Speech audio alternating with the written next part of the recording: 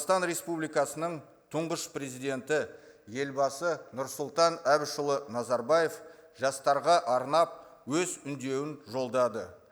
Тәуелсіздіктің мерейлі 30 жылдығы аясында ұйымдастырылып отырған бүгінгі форумның басталуымен баршаңызды құттықтаймын.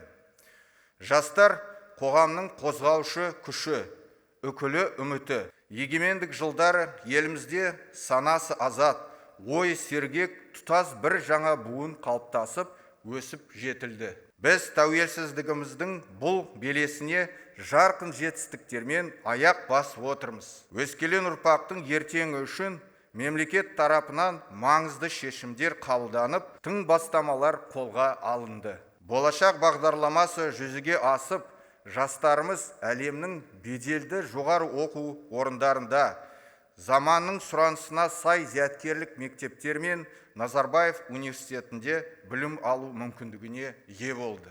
Өз тарапынан Қазақстан жаһан жастарына көмек қол созып, еліміздің жоғары оқу орындарында Ауғанстан, Үндістан, Пәкістан, Монғолия және өзге де мемлекеттердің жүздеген қыз-жігіттері тегін білім алуда. Әр саладағы талантты, қабілетті мамандар үшін біз нақты әлеуметтік саяси лифт қалыптастырдық.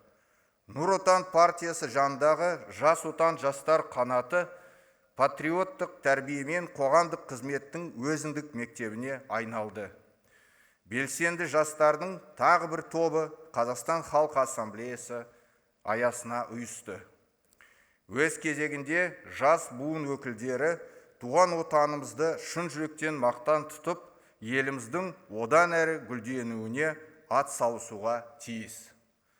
Қадірлі достар, қазір жаһанды жайлаған індет адамзатқа жаңа міндеттер жүктеп отыр. Өздеріңіз білетіндей, әр ұлттың бәсекеге қабілетті болуы алдымен білім сапасымен өлшенеді. Сіздер заман талабына тез бейімделіп, қиындыққа қасқая қарсы тұруға тиіссіздер. Бүгінде дағдарыстан кейінде ең маңызды даму тренді адами капиталдың сапасы. Зерделі де зерек, білімді де білікті жастары бар елдің қашанда еңсесі биік. Ертеңі нұрлы болмақ. Ендеше отанымыздың жарқын болашағы үшін қалтқысыз қызмет ете беріңіздер.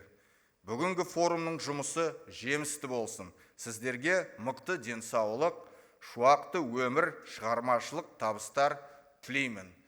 Қазақстан Республикасының тұңғыш президенті елбасы Нұрсұлтан Назарбаев.